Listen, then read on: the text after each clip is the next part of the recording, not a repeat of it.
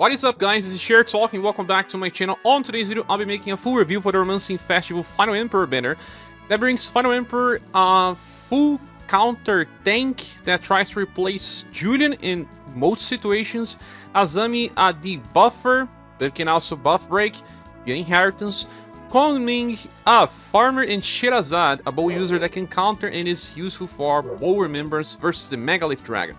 Let's go and start talking about Final Emperor. This guy here is amazing. Well, we have 116% STR, but this is probably going to reach very high levels because of self-buffs.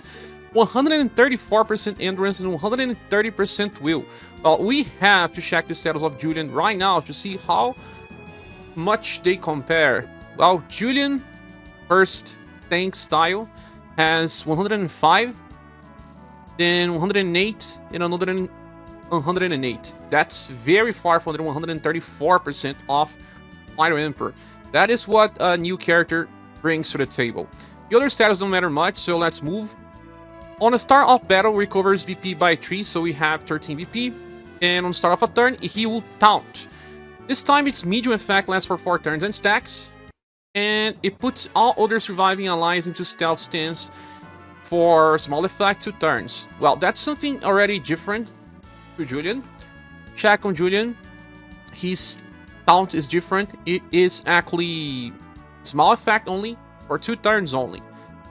But you can also inherit a skill from his newest style that will allow him to taunt further. So, see, medium effect 4 turns. If you have both styles of Julian, you can taunt a little more with him, but the taunt of Final Emperor is already pretty good. It's the second best now.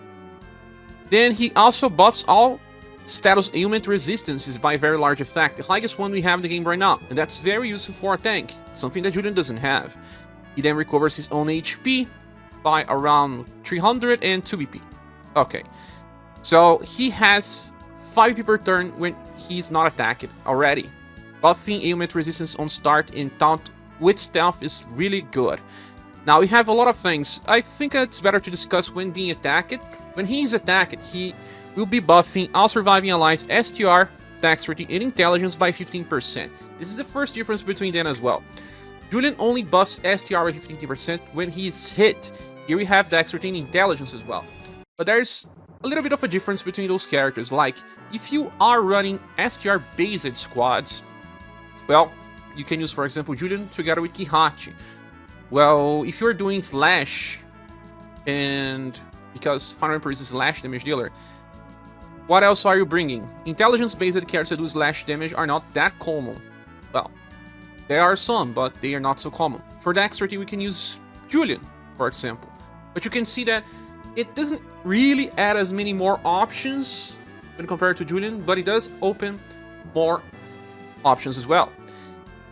He also recovers 1 BP just like Julian. So 1 BP when hit, doesn't matter if the attack is direct or indirect. And something new exclusive to him, grants himself a hit up of large effect that will increase his damage potential by 15%, can happen 10 times per battle. If an enemy attacks you like 3 to 4 times per turn, well, you're gonna reach that on 3 turns easily. Now that we know when being attacked, let's talk about when attacking, because this guy will counter, but there is a very big difference between Final Emperor and Julian, something that makes Julian a little better usually. Well, he has to use a skill in order to counter. That skill is called Radiant Saber. It's a fast single target attack with slash and sun. After attacking, enters a defensive counter stance, meaning that he will take damage just like Julian, but will also decrease damage taken. And then he counterattacks with Double Dark Blade, the same skill that we got with his Termite version on the start of the game. It is double hits with S power critical versus Demon. It is extremely powerful. It's equal right now with triple S weapon to a 4S power damage. And it will also be leveled up, so damage is nice, right? But it's only slash. Okay, Julian is slash and pierce. He may do better on situations where the enemies are weak to pierce, because then Final Emperor will be doing neutral damage. Okay, so being fast is nice because he will just guarantee that he will counter. And there is one big advantage of Final Emperor as well. If you have enough BP to use this again on the second turn, you have 2 stacks of defensive counter because it lasts for 2 turns. So he will counter twice. That's right. That is 4 hits of S power. and he will be very strong if he gets lots of SGR buffs and also all the heat ups. Okay, but 13 BP may be a little too much. When you look on Julian, Julian does not have to use anything. And Julian actually has guarantee counters, Terry Rush Plus, that hits between 2 to 4 times. Let's say that 2 times is a power. That's like 1 hit of Final Emperor. 4 hits, it's like double hits of Final Emperor. But if Final Emperor is countering twice, he's doing double the damage of Julian at least. But probably much better because he has more damage potential. Okay, let's go back to Final Emperor. Sadly, you have to compare those two because they are the kings of counter strategies. Now, when attacking, he will also grant himself this defense up that increases damage taken by 10%, max of 10 times per battle. Okay, that's a lot. Okay, that I know that this is multiplicative, so it's not 100% damage mitigation, but it is a lot of things that he can get besides already getting another defense up that increases damage taken by 15%, max of 5 times on start of turn. So this guy has so many defenses. And alongside his 20% damage increase and 10 stacks of heat ups, 170% damage potential. Pretty balanced, but there's a little bit of a difference with Julian. Well, Julian also gets stronger, but it's not permanent. He gets this attack boost when he is attacked. It increases his attack potential by 20%, lasts for 2 turns. Okay, so there is this difference. Because depending on the number of times he's hit, like 5 times, he will be already 100%, right? Now, if a boss attacks 5 times in 2 turns, well, the last hit of Julian on a counter would have like 200% attack boost. That is something to consider. That means that Julian can eventually reach similar potential to Final Emperor, while still having the pierce damage. But this all falls short when we remember that Emperor can attack double the times if you have enough VP to use his Radiant Saber one after another. Okay, and we didn't discuss yet something that is insane. He gets VP when he is attacked. He also gets when attacking. So, for example, with his skill number 3, he attacks already once, and then when he counters, he gets another VP. So, gets a lot just by attacking and by receiving damage. And when attacking, he also buffs all surviving allies' endurance and will by 15%. He buffs offensive status when being hit and buffs endurance and will when countering. Of course, you will be buffing more the offensive status because even an indirect attack will be buffing Julian, while you need to attack to buff endurance and will. But the good thing is that, again, he will already be buffing people by use of Radiant Saber, and then when he counters, even if he is just with one stance, every new stance will give endurance and will buff.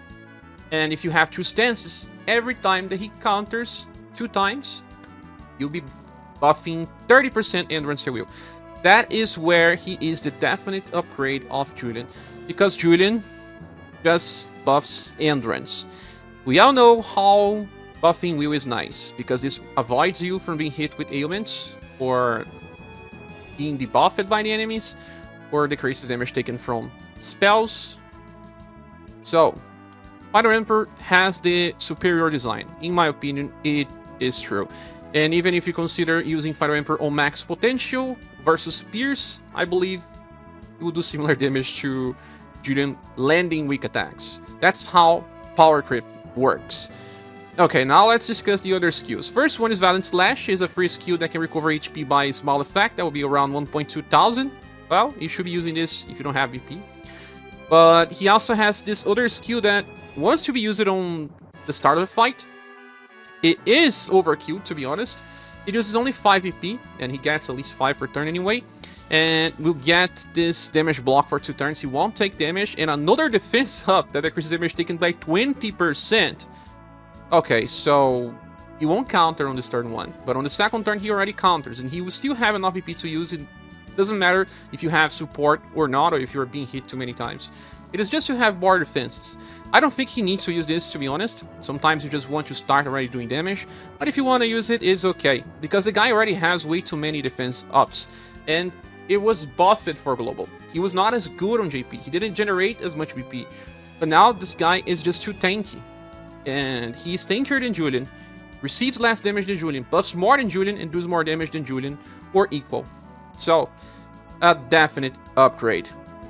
Okay, as for inheritance, this guy has some stuff. For example, he has Blunt Strike from his Platinum style to paralyze Real Queen.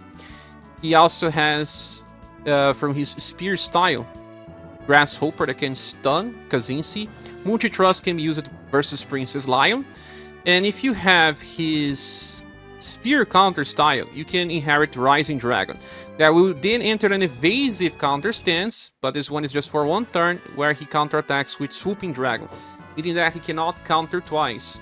But Swooping Dragon is 4S power, pretty much similar damage to Double Dark Blade, but it recovers his HP by medium effect, and it's pierce damage instead of slash, so it is something to consider. Nothing else really matters here. This guy is just a really strong character that does not need inheritance, to be honest. So Final Emperor makes Julian look a little worse, but still, he is a prime time user of counter strategies.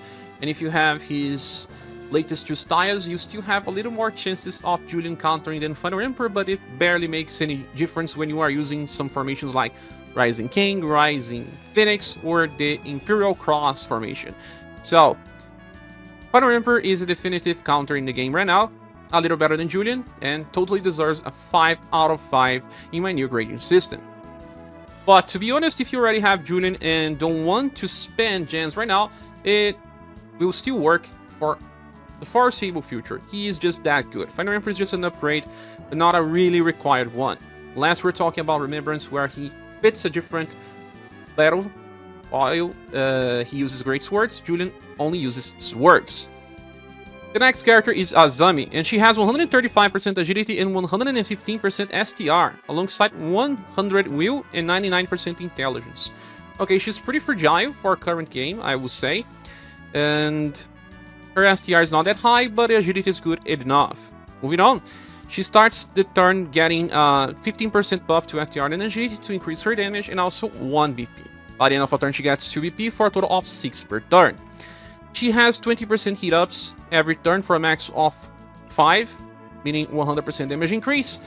When attacked, damage will reduce it by 25%, and she has another hit ups, this time by just 15%, max of 5 times per battle, meaning that on turn 5 she has 175% damage increase. Now, when landing an attack, she has a guaranteed chase called Sakura Heavy Kick. This Sakura Heavy Kick is just B power, colon attack, that has a chance to debuff the enemy's intelligence by 10% because it will be rank 1. Well, her intelligence is good, but not exactly that high. I think you need to use her with people that will be buffing her on start of turn, like, for example, Leon and Sheree. Then she has a 50% chance to chase with Whirlwind Kick Plus.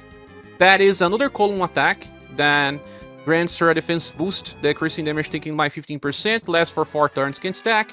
It has double S power, much stronger than Sakura Heavy Kick.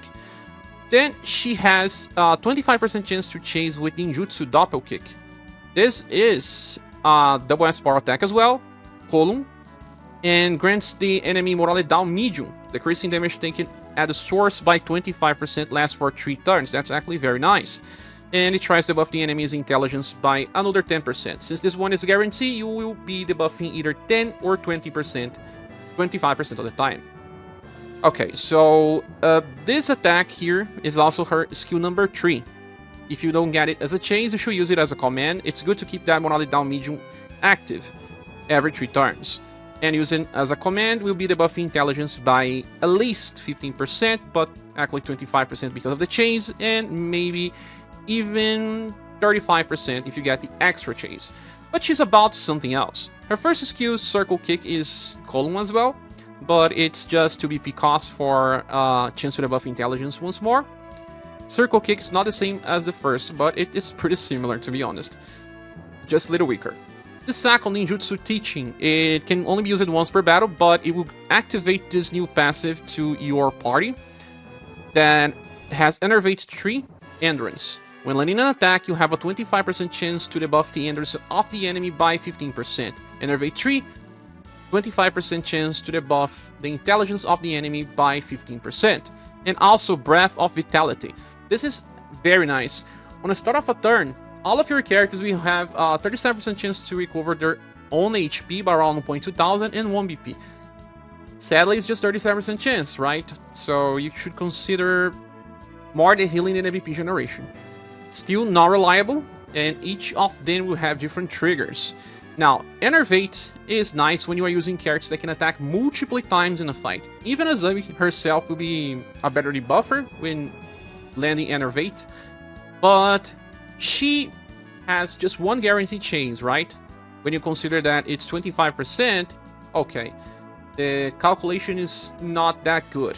But if you are bringing people like, for example, Kihachi that attacks 3 times, Lian that attacks multiple times, and many others, well, they will have each of them a chance to debuff the enemy. And the chance is RNG, but once the enemy is hit, it's a guarantee to debuff. It does not care about the intelligence. Just her skills, but not her passive. See, it will ignore the intelligence. It will just land. So that's also something that works similar to the latest version of Bokon. Bokon has something similar in his case. It is called Enervate 3 Agility and Intelligence. She gets Endurance and Intelligence. I believe Agility and Intelligence is better because Agility is used on some skills from the enemies, while Endurance is just to increase our damage output. But here is where something happens. There is a character called Fuyo that is the same type of Azami, a ninja from Romancing Saga 2. And she has this other skill, Ninja Lesson, that will give you Enervate 3 for STR and Dexterity. So for 7 BP as well, now you can debuff a lot of different things. You can debuff STR, Dexterity, Intelligence, and then Endurance. Endurance being the less important one, alongside this Breath of Vitality. So she does have all offensive debuffs needed to reduce damage taken from bosses.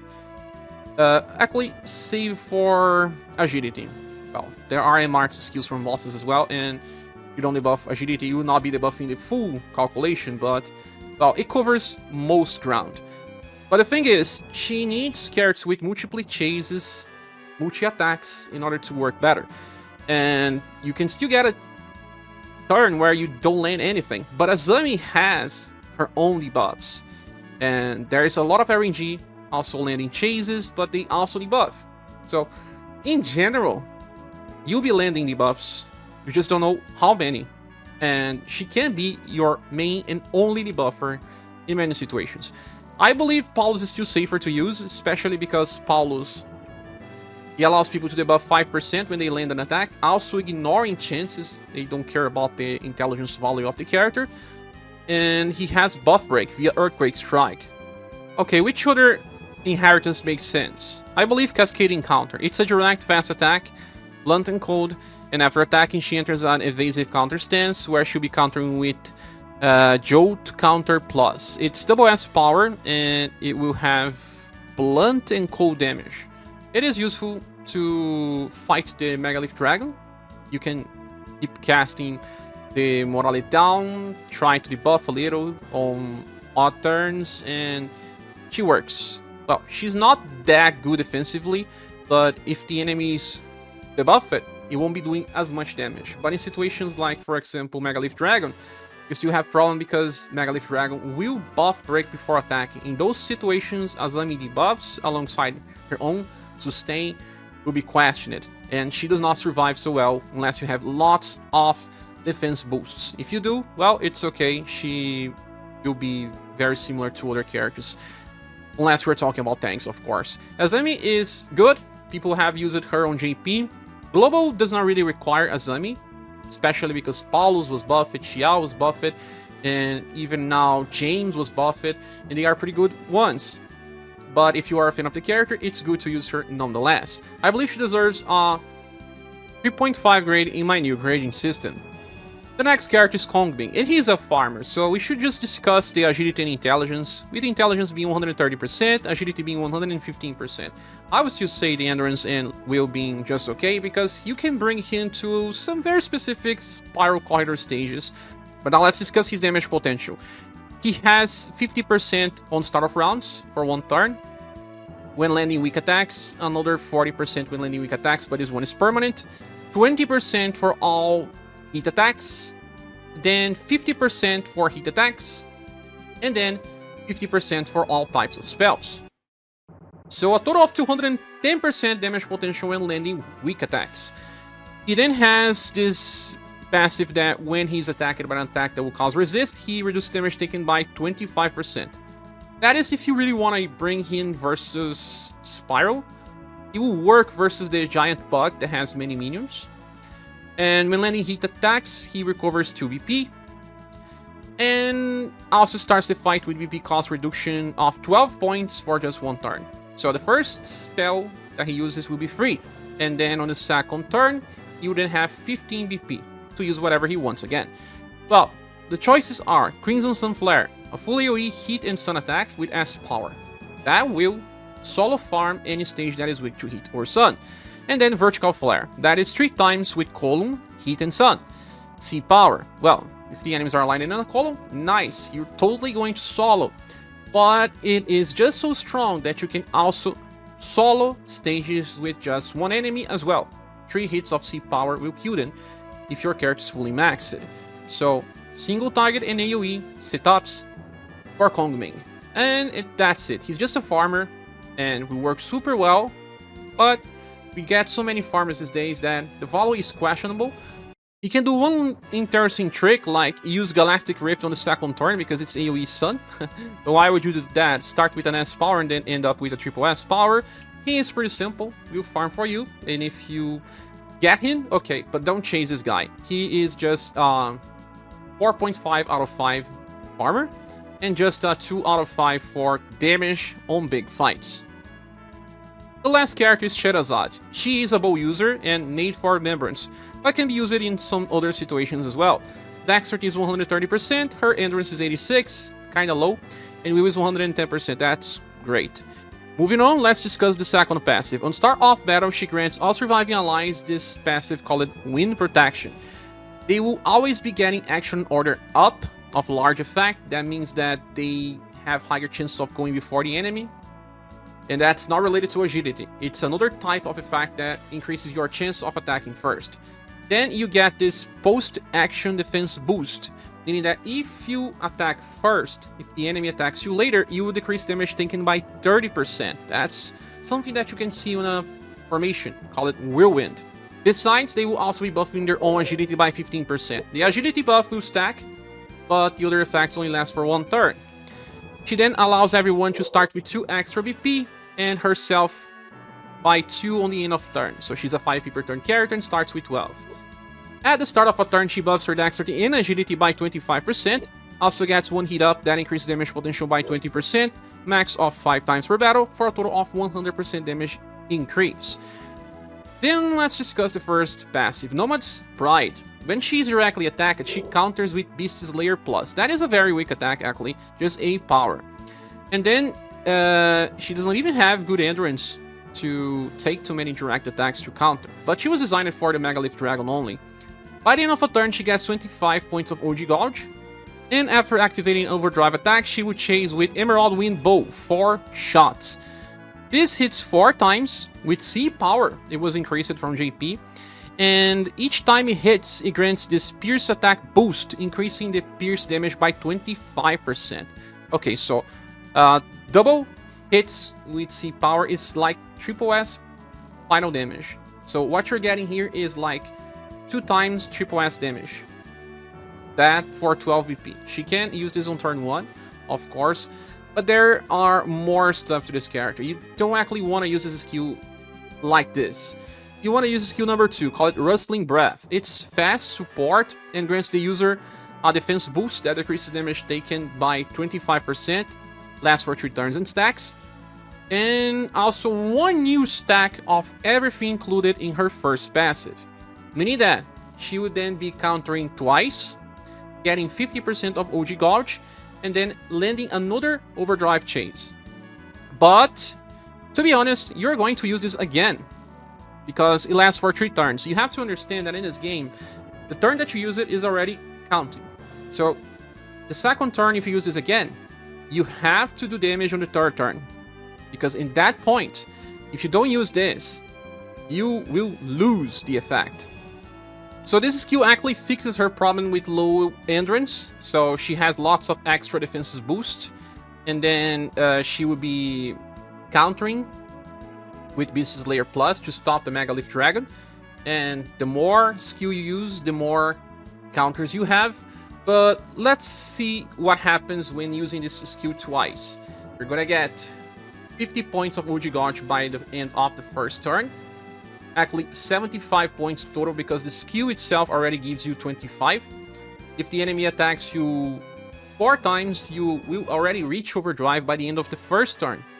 That can happen sometimes, but it's not so common. If you are using Shirei, for example, Shirei is a bow user as well. So if you are using Shirei, she will have extra OG points. You can decide to just use Rustling Breath once, and then something like Emerald Wind Bow on the second turn, and then something again in the third turn if you are on overdrive, and actually just use Rustling Breath every 3 turns. Then you'll be chasing twice only. Or you can just not consider if Shirei is in your party and use Rustling Breath twice, and then when you attack the enemy, preferably by use of Emerald Wind Bow, you would then attack first with a command, and then 3 times with a chase. That's right, because you have one as base and 2 others that you got by using the skill. On turn 3, you have a total of 16 hits of C power, and each new hit will do more damage because of the Pierce attack boost. And if you don't have enough VP to use Emerald Wind Bow, you should be using Daring Arrow. That is a single target attack that also buffs dexterity before attacking by 25%. Not as strong, of course, but it's okay. So this is also very similar to someone that we had in the past. That one is Swift, because Swift is also a pierce damage dealer, but also a cold damage dealer too. In his case, he has a skill called Possessed that just gives him the OG points and also the extra OG chains and buffs dexterity. But in this case, it's not as good because bosses can remove your buffs. So it may reach a point where you lost all your dexterity buffs and you want to attack, and you will have to rely on other sources of damage increase, because Possessed only focus on giving OG points and the extra attack, while her skill is already increasing her damage output when Swift doesn't. His skill is just 4 to 9 hits with deep power. That can do more damage, but it also relies on RNG. Swift has double elemental damage, Pierce and Cold, but Shahrazad is just Pierce. But, well, to be honest, Shahrazad is the superior character now because of, you know, having the counter skill and be able to use it versus the Megalith Dragon. And right now, the Megalith Dragon is the hardest challenge on Remembrance, and we need help with bow. Although I clear without Shahrazad, not many people will be able to, I am sure.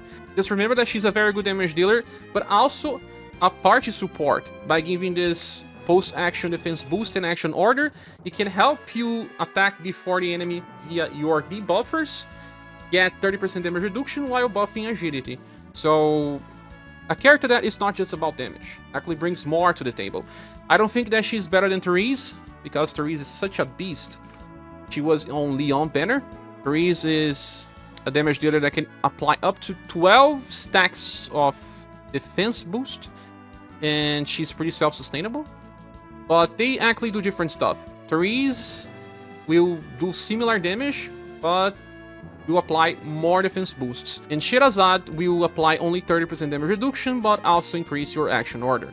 Well, I don't think you have space for both in real challenges. If you have one, I don't think you need another.